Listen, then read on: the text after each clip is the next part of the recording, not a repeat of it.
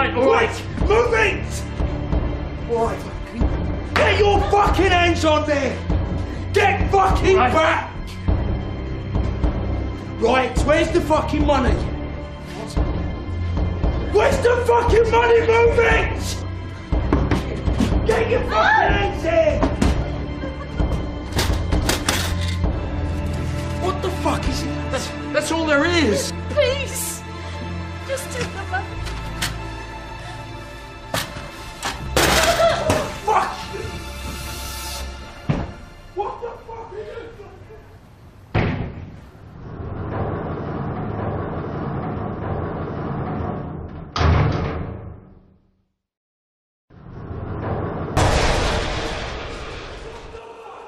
Charles Bronson, Britain's most violent man. 36 years in prison. 200 acts of violence in 4 years. 32 years in solitary confinement. Serial hostage taker. Inmate of virtually every prison in Britain. Barely sane psychopath, or much abused victim of a poorly governed and vindictive prison culture. The legend all began with the theft of £26, stolen during that clumsy post office raid on Merseyside. I fear no one. Violence just makes me madder and stronger. I'm king of the roofs, master of sieges, supreme lord of cuttings and stabbings, Darth Vader of distraction, stylist of attempted murders, and governor of isolation. Who can beat that? The Supreme Lord of Cuttings and Stabbings began life as Michael Peterson. Born to Joe and Ira Peterson, Michael's early, happy boyhood was spent growing up in Luton, Bedfordshire. Well, I had 2 sons, John and Michael, which is known as Charlie now. And they were perfect children. Everybody used to say what lovely children they were. Could take them anywhere. And then Mark came along 8 years later. And then we had a great family life. The father, Joe, was very strict with the boys. I used to think he was a bit too strict. But they were 3 lovely children and they loved one another. Everything was happy. Younger brother Mark also has good memories of growing up. He was just a good brother to me. I looked up to him as I looked up to John. They were always well behaved, and my mum, people used to come up to my mum in the street and say, your 3 lads always look well turned out and very polite and stuff like that. And we were a good, happy family. I remember very little happened about the age of 8, but I know Mum and Dad did everything they could to make our lives happy. We weren't rich, but the house was spotless, and me and John always wore dicky bows to school. John and I went to the same schools. He was okay, but I hated it. We were so different in so many ways. He was easy come, easy go. I was more introverted. I had a great fear of the dark and couldn't control my bladder until I was 10. When he was at school in Luton, he was a very shy person. Very cool. He wasn't a naughty child. He never answered you back. The only thing he didn't like is if he was told off in front of anybody. He hated that. But he had a few scraps at school, and he had a couple of different schools. When he was 8 years old, Michael Peterson was accidentally hit on the head by his mother in a domestic accident, caused as the youngster played around dangerously close to his mother as she was preparing tea. Come on, tea is nearly ready. I'm just about to... All right, I just want you to sit down. Michael, for heaven's sake! Oh, Michael. Oh, I'm so sorry.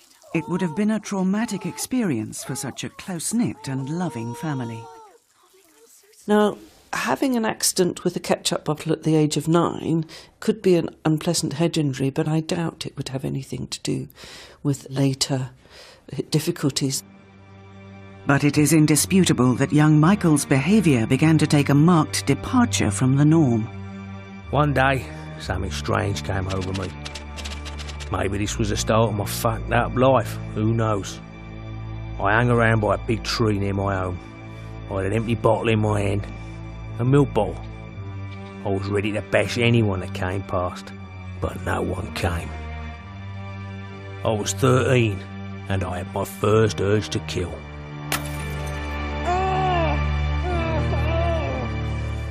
It's very interesting to think about what might have been the triggers for that first episode where he attacked himself with a bottle. He was on his own waiting for his mates. They didn't turn up. Did he feel humiliated?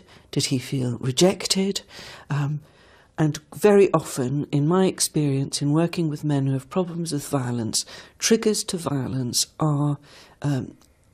is anything that makes them feel that they've been put down, made to feel vulnerable, made to feel needy. He's 13, he's in puberty, and what he finds is that a good solution for feeling bad is violence. I know he was expelled. I've got a feeling, I wouldn't like to say it's true, positive, but I think he was a teacher. And then my mother and father moved to Ellesmere Port. My father was sent up from Vauxhall's, and he missed his grandparents a lot. He was very good to his grandparents. So he said to me one day, he said, I think I'm going to go and move up to Ellesmere Port, Mum, with Nan. Oh, I said, you better find out first if she'll have you, like, you know. And then he met his future wife. She got pregnant. I like the girl. She come from a good home. Money people, you know. I suppose every now and then he used to go out, you know, go on a bender with his mates and stuff like that, and maybe that's when things started to go wrong for him, you know, got him with the wrong crowd. One thing Michael was showing promise at was boxing. Both his father Joe and his uncle Jack were both involved in the boxing scene. He used to go to the Phoenix Club because his father was a trainer. My dad was ex-Royal Navy, and he boxed for the Navy. He was quite tasty in his day, and I don't know, maybe it's from my dad's side of things, you know, got him interested. Uncle Jack Cronin, he was a Londoner, and he loved Charlie, and Charlie was always around his flat, because Charlie was introduced to so many boxers, which, you know, he loved. It was here that Peterson also met leading boxing promoter Paul Edmonds, friend of the craze and provider of bare-knuckle fighters for illegal backstreet bouts. It was Edmonds who actually gave Michael Peterson his new name. He chose my name. I don't think I've ever seen a Charles Bronson film. Contrary to popular belief, I don't hero worship him. I actually wanted to be called Jack Palance, after the great actor who, in his early days, won prize money as a boxer. Charlie had his first unlicensed fight. He fought the Bermondsey Bomber, who was a savage man. And he landed the first blow onto Charlie, and it was a kick into the balls. So he dragged that fight into the gutter. It was a very savage fight. But for his first fight into the unlicensed game, it was to show you what was to come. You know, Charlie was suited to the fight game. He was a savage man.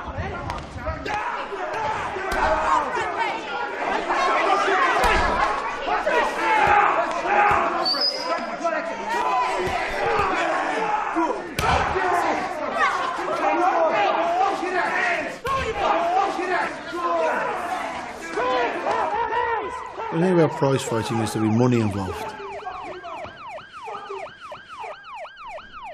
Oi! Oi! Where's my fucking money? Oi! Oi! Charlie! You're going? Charlie, the police! I was protecting Fuck our you, money, police. Charlie! Give me my fucking money! Charlie, calm down, calm down. That's my fucking money! Calm down, Charlie. I wouldn't rob you, Charlie. We've been friends years. Fuck off, I want my money! Charlie, you didn't finish the I've fight. got something right fucking hiding around there for you! Can't pay you for half a fight, Fucking Charlie. you see you, I'm gonna fucking rip you apart, mate! Charlie, calm down. Give me my fucking money! Charlie, there's no need for that. Fuck off, you mug! Fucking arsehole. Michael Peterson had enjoyed a happy childhood, but his adolescence had been increasingly clouded by delinquency, self-harm, and criminal damage. He was now on the threshold of adulthood and was about to enter a vortex of violence of barely credible proportions. The most violent man in Britain was about to cut loose. Peekaboo! Luton schoolboy Michael Peterson started displaying early symptoms of violence. His youthful aggression was channeled into boxing. But within a couple of years, he had become a prolific youth offender, leading up to armed robbery, to become Britain's longest-serving prisoner, Charles Bronson. By the time he was 15, Peterson was beginning to commit serious criminal damage. He was first remanded to Risley in 1968, where he was psychiatrically assessed. Upon his release in 1969, he and some friends stole a lorry load of furniture. A smash-and-grab raid saw him in the dock at Chester Crown Court again in 1971. Incredibly, Bronson was about to get the biggest break of his short, violent life so far. There can be no doubt whatsoever that another custodial sentence is the correct and prescribed punishment in this case. However, it seems to me that there are certain elements to your existence which may point, for once, to a different course of action in dealing with you. You have a loving and supportive wife, and a young son to whom you are obviously devoted, and you had a reasonably secure income as a painter and decorator, which you managed to hold down. Therefore, I will not, in the first instance, add to the 18 months you have already served in youth jail. Peterson, listen to me most carefully. I am offering you a chance, probably the last one you will ever get. Be in no doubt. If you waste it, I suspect you will also waste your whole life. Do not do so. I sentence you to 3 years in prison. Suspended for 3 years. I'd just been given my big break by a judge, and now I was about to blow it. I felt unsettled, unhappy at home. I was going out clubbing, meeting villains, but there was no real excuse. I was 21 now. It should have been time to put childish ways behind me. Don't ask me why, but I went out and I got a shotgun. And I sawed the barrel off. This was a very serious escalation of his crimes. Clearly, Bronson was now running wild. But why did he do it? Bronson himself claimed that the death of his beloved grandfather around this time had much to do with it. I got to know Bronson in the early 1990s when I was working as a governor at Wood Hill Prison in Milton Keynes. Most people talk about Bronson the prisoner, but very few people talk about Bronson the offender. And frankly, whilst Bronson has become almost a professional prisoner, I think what people are less aware of is that he wasn't a very successful offender. Bronson had 18 months' experience of juvenile prisons. But nothing could have prepared him for the shock of arriving at Walton Prison for a 7-year stretch in 1974. As he himself wrote about it, the gates of my personal hell were opening. Bronson was put in H-Wing, the section of the old, dilapidated Victorian prison reserved for long-termers. His cell measured 12 by 8 by 12 feet. He was surrounded by old lags who had been there for 30 years or more. He feared he would never see his loved ones again. He wrote later that Walton was a living hell, infested with rats and cockroaches. Visits from his family became impossible for him to bear. Walton was a dangerous tipping point for Bronson. After one particularly painful visit from his wife and baby son, he broke a prisoner's nose and attacked another so violently that he almost gouged the man's eyes out. Bronson was now beginning to be talked about. In HMP Hull in 1975, the authorities assigned him to the sewing room. Bronson trashed the place. In HMP Armley, Bronson began his extreme fitness training, which continues to this day. He also attacked a grass, beating him senseless. In every prison, he stole needles, nails, shards of glass, wire. Anything which could cause injury, and used them constantly. In the special unit at HMP Parkhurst in 1976, he attacked a fellow prisoner, Johnny O'Rourke, and smashed a broken jam jar straight in O'Rourke's face. Bronson landed another 20 or so blows with the jagged glass until he was pulled off by prison staff. Bronson's infamy was now leaking out to the press. These savage and bloody attacks were now appearing on tabloid front pages with increasing frequency. Bronson, the story, was born. He loves the attention, the media loves him. He's a story, an ongoing story, one of those stories that never go away. And people love that about crime stories. They love it about criminals who are inside prison. They want to follow their lives. It gives the public something to latch onto, and I think gives Bronson something to latch onto in his own life. It's a curious relationship. Catch-22. Does the media start it and he respond? Does he kick it off? And the media then follow what he does. It's a mixture of both. Many in the country were, of course, shocked by reports of such brutal attacks. But around this time, he also started receiving fan mail, mostly female, in prison. Bronson is a combination of both bad and has underlying psychological problems. In particular, I would suggest that he's a classic cluster B personality type, by which I mean he's paranoid, he's narcissistic, he's prone to exaggerated reactions, he sees events in black and white, and he's quite histrionic when things don't go his way. Oi! Lunch! Well, the one thing that is an absolute certainty about Charles Bronson is that there are no certainties. He may well go in his own little world, in his own mind. He may go months where he acts in a fairly normal way, and then you will get outburst after outburst after outburst. It's all down to him and how he wants to play his game. Controlling Charles Bronson when he does get out of control is a real issue. How do you deal with that? Yes, there is control and restraint systems in place. What is a normal reaction is very hard to tell. Yes, Bronson has misbehaved and committed acts of violence which need to be dealt with by the courts.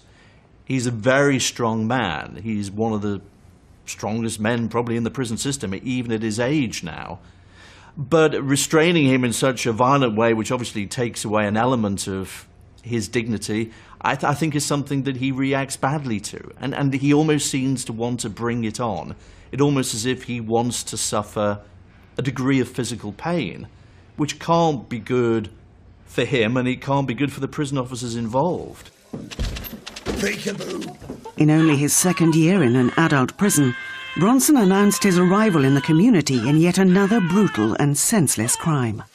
The way in which you treat people that may injure other prisoners in that way is to put them in a very controlled regime, a very controlled environment, and if necessary, make sure that they are not able to injure other prisoners until he proves to people and until he can be trusted to behave in a rational and proper way. I think that is the environment that this person demands from the prison service. Bronson's violent attacks in prison spiralled out of control. He had been caged, now he was to be restrained as well. Brian Cato describes this controversial technique. It's based on delivering elements of pain to subdue the violent behaviour, and in most cases it works very, very well without delivering any long-lasting breaks or muscular damage. It is about putting pressure on the wrist and applying pressure across in either a passive way, where pain is not delivered, but knowing that, and the prisoner would know, and so would you, that when you apply pressure that way, then pain is delivered. I have been controlled and restrained myself in a few prisons. I've never seen it happen to Charlie because he's always been in solitary, which is the worst place to be because no one else can actually see what they're doing to you as well. I think any time any of these restraint incidents happen, I think they go in as heavy-handed as they can. It's sort of like payback for their colleagues, in my opinion. Prisoners frequently are the subject of force by prison officers. The level of force varies, but the nature of the prison regime means that force is often used on prisoners. The issue that then arises is whether that force is reasonable, whether it is proportionate to the justification. If people do get hit, that's not part of the process, although I have to say, in order to get locks on, sometimes force has to be used, and there is no other way around it. And of course a prison officer is taught to use all necessary force in order to subdue prisoners. I've been to prisons to visit him and they won't let me in. And I say, well, I'm not going home all the way back to Chester from here until I see him. And then they've decided to let me in, and he'd been hurt, split lips, black eyes, things like that. It was now late 1978. In the previous 4 years, Michael Peterson had been incarcerated in 10 British prisons. He was only 26. Ahead of him lay another 33 years in prison, 123 further prison transfers, 3 declarations of insanity, and 90 precious days of freedom. Where's the fucking money moving? A bungled robbery in 1974 had landed Charles Bronson in one of Britain's most notorious jails, Walton Prison, Liverpool, on a 7-year stretch. As more and more of his bloody exploits were coming to the attention of the public, he was being increasingly labelled the most violent man in Britain. It's only a scratch. Scratch? Your nose looks like it's broken or something. You look a mess. It was the screws. The screws did it to me. No, they didn't. You did this on your own. This is your own fault. You've got to stop fighting. I can't cope outside. Not on my own. With him. The thing about Bronson that people don't quite realise is that he doesn't want to be ordinary. He doesn't want to be normal. You've got to stop fighting, otherwise you're going to end up in an house. He wants to be extraordinary. And therefore, he's learned over a long period of time that the way he can draw attention to himself, the way he can keep his narcissism happy, the way he can keep driving himself to the centre of the stage is to fight with staff, is to complain, is to take hostages, is to maintain a very public persona about who he is and why he's behaving as he does. And one of the things I think that we mustn't lose sight of is that Bronson has actually been very adept at manipulating the public perception of him and what it is that he does, so that people want to see him as a kind of poster boy for surely this man can be rehabilitated, as opposed to the fact that Bronson doesn't want to be rehabilitated. Charlie, I'm sorry. You just got piss on my shoe. I didn't mean to, mate. I'll get it. No, it's all right. They're only prison shoes. They're shite anyway. I tell you. The very, very first time that we nearly laid eyes on each other, I was in the special unit at Belmarsh, and he was in the hole at the bottom, like the solitary. And I think it was about 3 o'clock in the morning, and I heard, "Courtney," and I thought, I'm going to try and do the best South London gangster bit I can. I was thinking, please let that be a dream. Please let that be a dream. But, "Courtney, you cocky little bastard." And I'm thinking to myself, right, I did hear that. The only chance I've got is there might be someone else in here called Courtney. That is the only chance I've got. He went, "Listen, you little skinhead." He goes, "I'm going to bite a hole in your chest and suck the life out of you." I was like... And people tell you not to be frightened of words, but when you hear that, and it just sounded like it came from hell, and I was like, in my best South London gangster voice, I got to the window, knowing everyone else was listening, and went like, "Johnny?" "Johnny, oh, don't." And grovelled like you would. Bronson's original 7-year sentence was now being extended over and over again because of terrible crimes against fellow inmates and prison staff alike, including wounding with intent, criminal damage, grievous bodily harm, false imprisonment, blackmail, and threatening to kill. He has currently served 36 years inside, and because of this pattern of violence, has served all but about 4 years in solitary confinement. There's no one more qualified than Charles Bronson to talk about the prison system because he's been in 120 or more prisons. He's been in solitary confinement for most of his years, and you have to say for yourself, how is that going to help him? How moving prison here and there, often in the middle of the night, how is that going to help him feel more secure and at peace with himself and at peace with the system? Solitary confinement is used both as a punishment, but also to segregate prisoners from other prisoners because they are a threat to good order and discipline.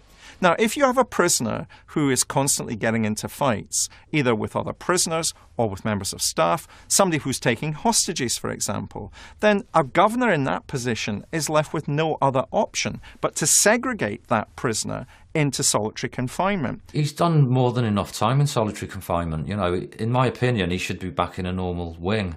There was an incident many years ago while he was in solitary. He wasn't let out for his food. His food was passed through like a cat flap in the door, if you like.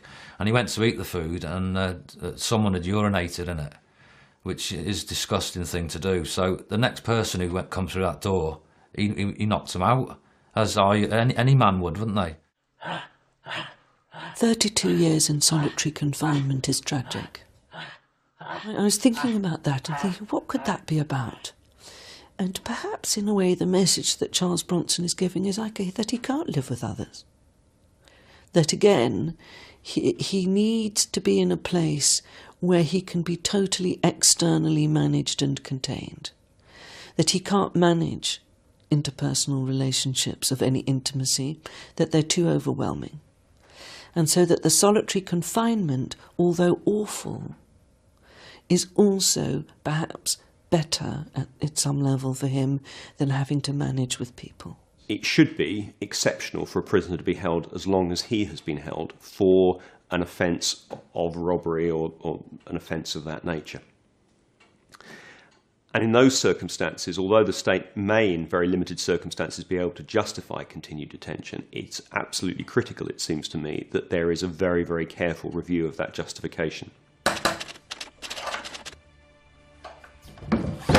There you go, scumbag. Even your missus don't want you.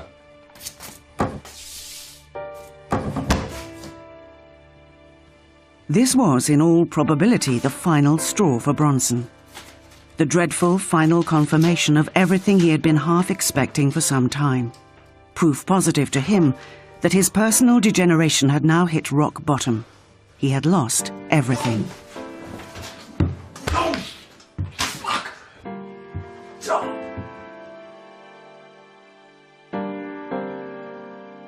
It was a smack in the face that I never recovered from. I cried my fucking eyes out that night, in my own emptiness, under a stinking blanket. I'd thrown my whole life away. The woman I loved and the son I worshipped. I knew from that night that my life would never be normal. I'd lost everything, including my sanity. I could hear Irene's voice in my head. You'll end up in the nut house. You're going to end up in a nut house, do you know that? You're going to end up in a nut I was beginning to believe her. Those charged with the care of Bronson's mental health now became seriously worried. The issue of whether Mr. Bronson is insane is probably not the correct issue to consider. Insanity is a defence in criminal law, but is a relatively restricted defence. The issue that would be probably more relevant is whether he could be detained under the Mental Health Act. Under the Mental Health Act, somebody can be detained if they need to be detained in hospital for their own welfare, essentially. Now, Charlie, as you know, you've got your parole coming up shortly, and they will be asking questions about your past misdemeanours. How do you feel about that? I just had this thing about head shrinks. Basically, I never fucking liked them. Is there anything you want to talk about?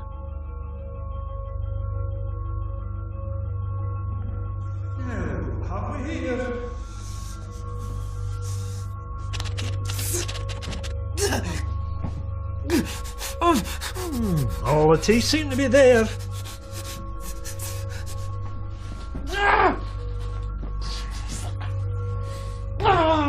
No broken bones. You want to learn to behave yourself, sonny, or you could be in for regular kicking.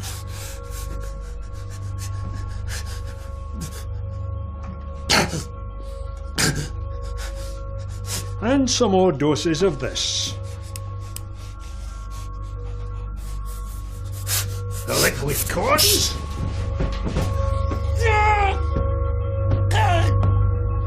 It's another method of restrain and subdue.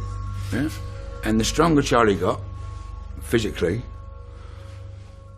the more harder I should imagine it was for them to restrain him with you hold an arm. Well, that arm was like that by then, you know, you just hold his head with his neck's like that. So it became a lot easier to use the liquid cosh. They didn't have to start smashing him around the head, and that's what they mean, cosh. Restrain shouldn't be with a cosh, smashing him. Restrain should be holding him down, restraining him.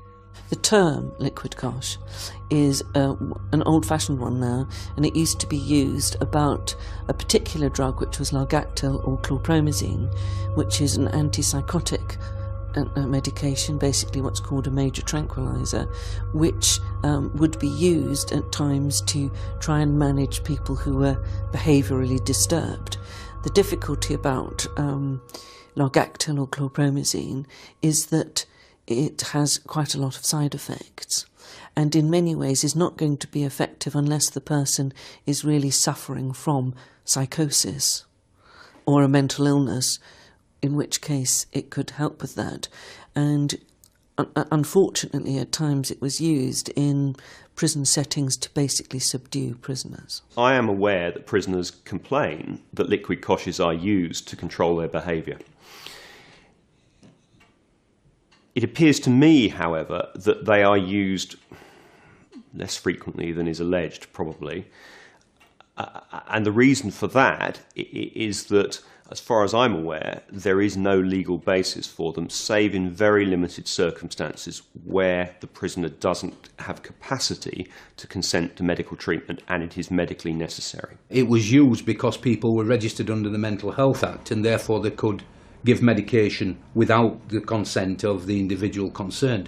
It was used a lot whilst a vacancy became available in the high security hospitals in Broadmoor, Rampton, Carstairs in Scotland, and Moss Side and Park Lane as there were Ashworth Hospital now. We went to Parkhurst and to visit him there, and he was sitting around a table, and he said, "See them two over there, Mum?" He said, "They're the Cray twins." I said, "Oh yeah." He said, "I've asked if you can meet them." Anyway, they were very good to Michael, to Charlie, and I think it was Ronnie that went to Broadmoor, and they did say to Charlie, "Do something now, plead as though you're insane, and go to Broadmoor, because it's run different, because it's a hospital." In 1978, after serving separate terms of imprisonment in 29 different prison cells, the prison service finally gave up on Bronson. He had committed over 200 different acts of violence in 4 years. The state had now decided that Bronson was mad. Charles Bronson's ultra-violent and turbulent life had ensured that the ex-bare-knuckle fighter and teenage petty criminal had now become the most infamous adult prisoner in Britain. Divorce from his wife and separation from his beloved son had catapulted him into the dark and sinister place he feared most: Broadmoor Hospital. From the moment the gates opened, I could smell the madness. The place was full of despair, full of souls who were lost. For the first time in my life, I felt fear. A fear that I would never be free again. There was no future that I could see for myself. All I felt was a big black hole. There is no such clinical diagnosis as insanity. What I think probably happened is that he was transferred from prison to a special hospital on the grounds of personality disorder, not necessarily mental illness. Insanity refers to what we would colloquially think of as madness. The symptoms perhaps associated with schizophrenia, hearing voices, having delusions, fragmentation of the personality.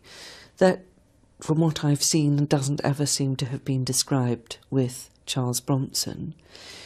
That the populations of our special hospitals, or the maximum secure hospitals, had several groups in them.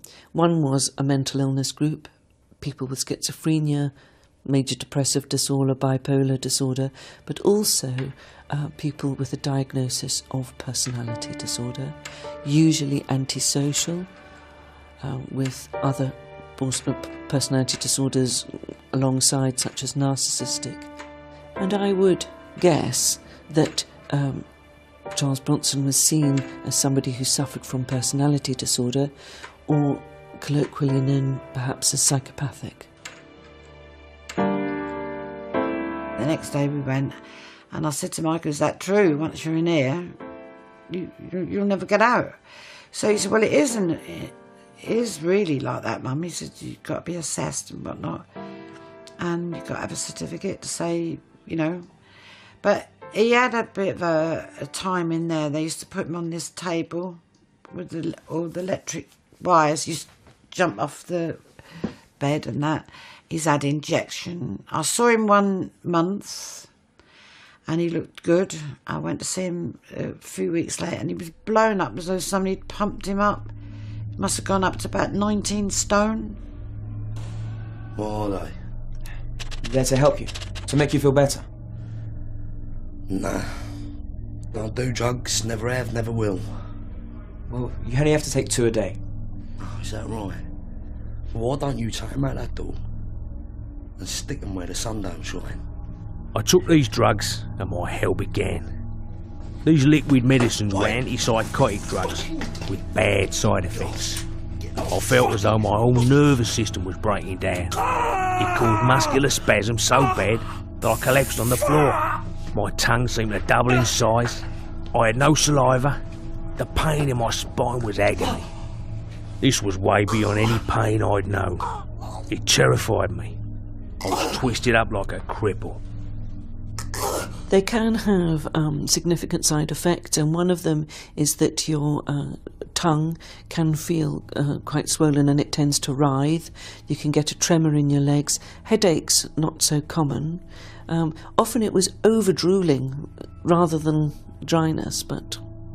As far as I'm aware, there is no basis in law for the administration of medication to a prisoner without their consent, save in very limited circumstances. Those circumstances essentially are where medication is necessary for the patient's health and that patient lacks the capacity to consent. Such drugs would not have made much impact on his internal world, on his mind. They might have subdued him, but they probably wouldn't have addressed his major difficulty. I've spoke to him a few times when he's going, they're hurting me, Dave. Dave, they're hurting me in my head, they're hurting me in my veins. You know, and you actually want to genuinely cry for him, because, and I know he's telling the truth, because another day I go, fuck him, listen, he won't even stand beside me on the phone, fuck him, and all that, you know. But the next day it's like, Dave, they are hurting me. You know, all my veins are burning, I'm all burning, they've done something to me. It was inhuman. It hurt me badly. I felt bitter and hateful. But I knew, in my heart of hearts, that I would get my own back.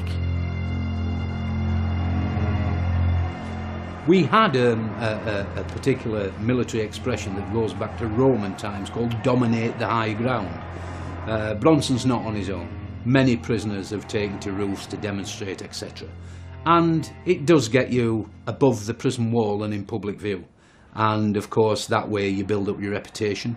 In the early 80s, when Michael was in Broadmoor, he managed to get on the roof, and he'd been up there for the best part of a week, and they couldn't get him down. So I was in the Royal Navy at the time, and I got compassionate leave. I met my father there, and after a couple of hours, we managed to talk him down off the roof.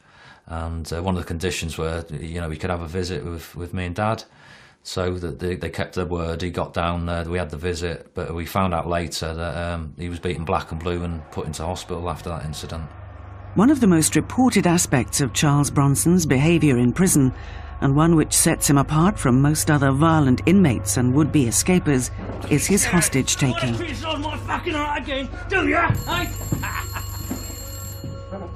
Few ever attempt it. It is virtually impossible to set in motion, and the consequences for the perpetrator when the siege is over are dire. Bronson has achieved it 3 times. The sheer terror and mayhem such an occurrence creates ensured Bronson even more column inches. By any standards, this was extreme behaviour on the very edge of sanity, and has done much to perpetuate the Bronson story. To take someone against their will, to hold them against their will, to make the kind of threats that are made, I don't think should ever be taken lightly. I think many people do take it lightly. Do ya? It's damaging beyond belief.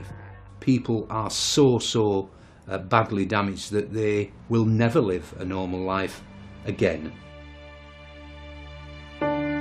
One area of Bronson's rehabilitation that seems to have met with some success is art.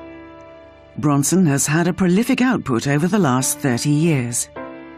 He loves his art. It started by a prison officer back in the late 70s, early 80s, and he took some pens and paper into Michael's cell and said, see what you can do with them, Charlie. He says, what are you on about? He says, well, draw us a picture. He says, well, I'm no artist. And he said, well, let's prove it, let's see what you can do. And that's how it started. And because he spends all the time in solitary, he's over the years he's got better and better. And his art now makes big money. I look after his art and stuff. And when he asks me to, I send it to different charities and stuff. It gets auctioned at charities, and he makes thousands of pounds for charity. Although Bronson has undoubtedly been much quieter in recent years, the story continues. And he has been disciplined for allegedly attacking prison staff. Bronson was able to cover himself in butter and margarine and become literally too slippery to restrain. As a result, he fears that freedom may yet again be denied him. Personally, I find the idea that somebody should never be released objectionable, because I think it takes away both the individual's hope for a brighter future, and because the system, it seems to me, must always believe that it's capable of rehabilitating people. Would I like him living next door to me? The answer to that with Charles Bronson is no, thank you very much, and neither would I want him, at least in prison. People in prison, the prison officers, staff, the governors, the medical staff and prisoners know who he is, and they know in the main what he's capable of doing. There will continually be a campaign to get Charlie out for the next considerable amount of years, I think, but there is not a nice ending to this story, no. It does end in tears. Unless he can set himself free from the prison cell in his mind, I do not see how he could ever be set free from the prison cell that surrounds him. I think that man has suffered enough. Please God, and I mean this sincerely, please God, he gets some form of happiness in his life, even if it is only for the last third of his life. No, I think he should be put in somewhere now where he started mixing, learning about money, learning about life outside, which nobody seems to be doing. When he does get released, he's going to come and live with me for a while, and I aim to help him rehabilitate. He's never used a computer, mobile phone, anything like that. Psychologically, this is a paranoid narcissist who wants to be famous, and that's what drives Charles Bronson. He can't achieve those goals in the community. He can only achieve those goals within the institution of prison. Charles Bronson himself reviews the whole tragic situation and his own seemingly endless predicament. See, what you got to remember is this.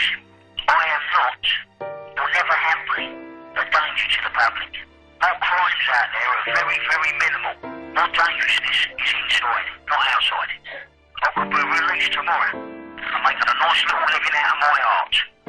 What winds me up is people like the Yorkshire River when they got the human rights barristers and QCs. What about Charlie Bronson's human rights? Hey, 36 years in the ken. 21 when I come in. I'm 58 now.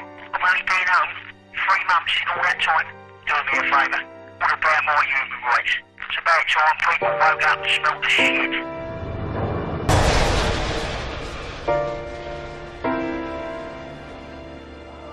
Australia's backpacker murderer claimed 7 lives and it took detectives 3 years to catch him. We follow the case next tonight in brand new Murder Trail.